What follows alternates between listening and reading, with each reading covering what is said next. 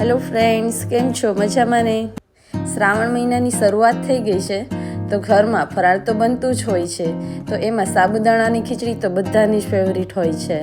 પણ શું તમારી સાબુદાણાની ખીચડી આવી છૂટી છૂટી બને છે? ઘણીવાર એવું થતું હોય છે કે દાંતમાં ચોટે અને એકદમ ચીકણી એવી સાબુદાણાની ખીચડી થતી હોય. તો આજે આપણે સાબુદાણા પલાળવાની સાચી રીત સાથે સાબુદાણાની ખીચડીની રેસીપી જોઈશું. તો સૌથી પહેલાં તો મેં 1 વાટકી જેટલા સાબુદાણા અહીંયા લઈ લીધા છે. સાબુદાણા ફૂલીને 3 ગણા થાય છે, તો એ પ્રમાણે તમારે સાબુદાણા પલાળવાના. હવે એને 2 થી 3 વખત આપણે ધોઈ લઈશું, જેથી એનાથી એનું જે વધારાનું સ્ટાર્ચ હોય છે એ નીકળી જાય. ધોઈને પછી આપણે એની અંદર જે વાટકીથી આપણે સાબુદાણા લીધા હોય એ 1 વાટકી પાણી ભરી અને એમાં રેડી દેવાનું અને એને 4 થી 5 કલાક માટે આપણે પલળવા દેવાના છે. હવે 4 થી 5 કલાક પછી આપણે જોઈશું તો આવા સાબુદાણા થઈ જશે મોતીના દાણા જેવા, અને ચીકણા પણ નહીં અને એકદમ જુઓ પલળી ગયા છે. આવા સરસ મજાના પલળી ગયા છે. આ બિલકુલ દાંતમાં ચોટશે નહીં, આવા પલળી જાય પછી આપણે સાબુદાણાની ખીચડી બનાવી લઈએ. તો હવે કોઈ પણ એક આપણે વાસણ લઈશું. એની અંદર પહેલાં તો આપણે અડધી વાટકી જેટલા સિંગદાણાને શેકી લેવાના છે. તો ધીમા તાપે સિંગદાણાને શેકી 2 મિનિટ પછી ઠંડા પડી જાય પછી મિક્સર જારમાં આપણે વાટી લઈએ. તો એના માટે આપણે મિક્સર જારમાં સિંગદાણાને લઈ અને પછી આપણે ચાલુ બંધ કરીશું મિક્સરને, એટલે એ અધકચરા વટાઈ જશે અને 2 થી 3 વખતમાં જ એ વટાઈ જશે. તો આવો અધકચરો ભૂકો થઈ જાય એટલે આપણે લઈ લઈશું. આવો સિંગદાણાનો ભૂકો છે સાબુદાણાની ખીચડીમાં ખૂબ જ ટેસ્ટી લાગે છે. તો હવે આપણે આગળની તૈયારી કરી લઈએ. અહીંયા મેં 3 પાવડા જેટલું તેલ એક વાસણમાં લઈ લીધું છે. જાડા તળિયાનું કોઈ પણ વાસણ આપણે લઈ લઈશું.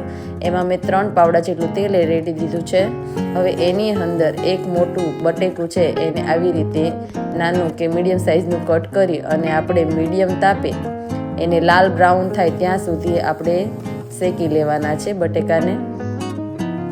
તો અહીંયા આપણા બટેકા છે એ 2 મિનિટમાં જ આપણે ધીમા તાપે એને આવી રીતે હલાવતા જઈશું, એટલે ચોટશે પણ નહીં અને આવા એકદમ ગોલ્ડન બ્રાઉન કલરના થાય ત્યાં સુધી આપણે એને શેકી લઈશું અને પછી એને તેલમાંથી બહાર કાઢી લઈશું. હવે એના એ જ તેલમાં આપણે 1 ચમચી જેટલું જીરું, મીઠો લીમડો, ચપટી હિંગ અને 2 લીલા મરચાં ઝીણા કટ કરી અને નાખી દઈશું. હવે આપણા જે સાબુદાણા છે એને આપણે એની અંદર નાખી દેવાના છે. થોડા એવા લીલા મરચાં સતળાઈ જાય પછી આપણે સાબુદાણાને નાખીશું અને પછી એની ઉપર બટેકા અને સિંગદાણાનો ભૂકો અને હવે બધી વસ્તુઓને મિક્સ કરી દઈશું. જો મિત્રો તમે હળદર, મીઠું, મરચું એવું નાખવા માંગતા હોય તો તમે લીલા મરચાં સતળાઈ જાય પછી એની ઉપર તમે હળદર, મીઠું, મરચું, ધાણા જીરું બધા મસાલા જે તમે ખાતા હોય એ નાખી શકો છો. હું અહીંયા માત્ર મીઠાવાળી અત્યારે કરી રહી છું. અને આ સાબુદાણાની ખીચડીમાં જો તમે મીઠું પણ ન ખાતા હોય તો એને પણ સ્કીપ કરજો. હવે અહીંયા હું થોડા મસાલા એડ કરી દઈશ. તો અહીંયા સ્વાદ પ્રમાણે મીઠું, અડધી ચમચી જેટલો મરીનો પાવડર, 2 ચમચી જેટલી ખાંડ એડ કરી દઈશું અને આ બધી વસ્તુઓને સારી રીતે હવે મિક્સ કરી દઈશું. તો મિત્રો જો તમે ખાતા હો તો તમારે નાખવાનું, જે વસ્તુ તમે ન ખાતા હોય એને તમે સ્કીપ કરી દેજો. તો હવે આપણી સાબુદાણાની ખીચડી છે એમાં બધા મસાલા પણ આપણે એડ કરી દીધા છે. તો સરખી રીતે મિક્સ કરી દઈશું અને પછી ધીમા તાપે 5 મિનિટ સુધી અને આપણે એને ઢાંકી અને થોડી વાર ચડવા દેવાનું છે, જેથી કરી અને અંદરથી પણ સરસ મજાની ચડી જાય. તો હવે અહીંયા મેં બધું મિક્સ કરી દીધું છે તો હું એને ઢાંકીને મૂકી દઉં છું. હવે 5 મિનિટ પછી આપણે જોઈશું તો સાબુદાણાની ખીચડી સરસ થઈ ગઈ છે. અને જો તમે આવી રીતે સાબુદાણાની ખીચડી બનાવશો તો ઘરમાં કોઈને નહીં ભાવતી હોય એને પણ આવી સાબુદાણાની ખીચડી ભાવવા લાગશે. આ એકદમ છૂટી અને બધાને ખૂબ જ ભાવે એવી આ ટેસ્ટી બને છે. તો ઘરે તમે આવી રીતે જરૂરથી એકવાર ટ્રાય કરજો. હવે સાબુદાણાની ખીચડી બની ગયા પછી 2 મિનિટ સુધી એને ઢાંકીને એમ નામ રહેવા દઈશું. ઉપરથી કોથમીર અને લીંબુનો રસ રેડી દઈશું, જેથી ખૂબ જ સરસ ટેસ્ટી બને. અને જો તમે લાલ મરચું નાખતા હો તો એ પણ તમે નાખી શકો છો. મેં અહીંયા લાલ મરચું કે કોઈ પણ બીજા મસાલા નાખ્યા નથી, પણ તમે એને નાખવું હોય તો તમે નાખી શકો છો.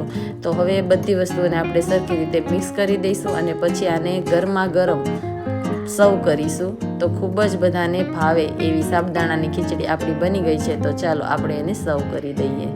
તો એક પ્લેટમાં આપણે સાબુદાણાની ખીચડીને સર્વ કરીશું. તો મિત્રો વિડીયો ઉપયોગી લાગ્યો હોય તો લાઇક અને શેર જરૂરથી કરજો. ચેનલને હજી સુધી સબસ્ક્રાઈબ ના કરી હોય તો સબસ્ક્રાઈબ કરી લેજો. તો મળીશું હવે મારા નવા વિડીયો સાથે. ત્યાં સુધી આવજો.